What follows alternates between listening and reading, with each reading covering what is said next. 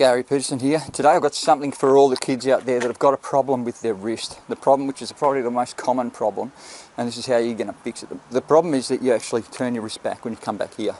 And what that does is they do this so they can get power through their wrist, and they get a certain racket head speed when they unload the wrist. But we want to keep the wrist back here. We want to get the power from our body, not from a wrist flick. So you can do that, and you do that as you get more advanced in certain different ways, but it all structures off a wrist back. So you need to get your wrist back. So what we're going to do is this exercise here. It's a drop exercise, but we're going to drop really high. And the reason this works is because I need you to make sure that you can keep your racket face open and including the follow through. So I'm dropping above that board deliberately. So for this, it's a sensational exercise that every kid should do. Let's say 50 of these every day. So if you can do, I can't even do 50 by the way. If you can do 50 of these, just find a wall. You don't even have to use this ball. You can use any ball. So if I change the ball so you can see a different colour and you can see what happens. So I'm just using a cheap ball, and it's all about just lifting your wrist back and up. This one's bouncing a little bit too much, so I might drop back to this one, which should bounce less. There, that's a bit better for this exercise. So just change the ball and get the right exercise.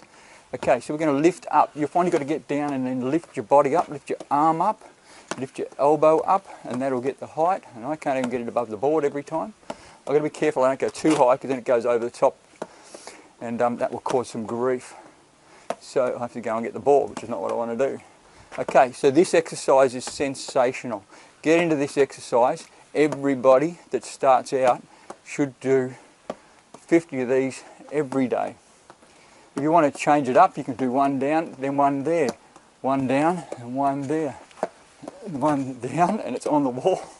There, on the wall again. It's because my wall bounces not square. It pushes it in to the side wall. That's why I've got the board there, because that's straight. The wall at the top is angled in. That's why it goes into the side wall. But you've got to make do with what you've got. Up, one down, one up, one down, one up. There you go. I cannot emphasize enough just how important this exercise is. It's seriously good. Seriously, seriously good. So get into it. Get your wrist back. Practice keeping your racket flat that way. Keep your wrist that way. Start it that way. It's almost flat to the floor, and I'm lifting up when I hit the ball. Seriously good exercise. You can do it at home. You can actually benefit your squash massively forever if you do 50 of these per day while you're at home in lockdown.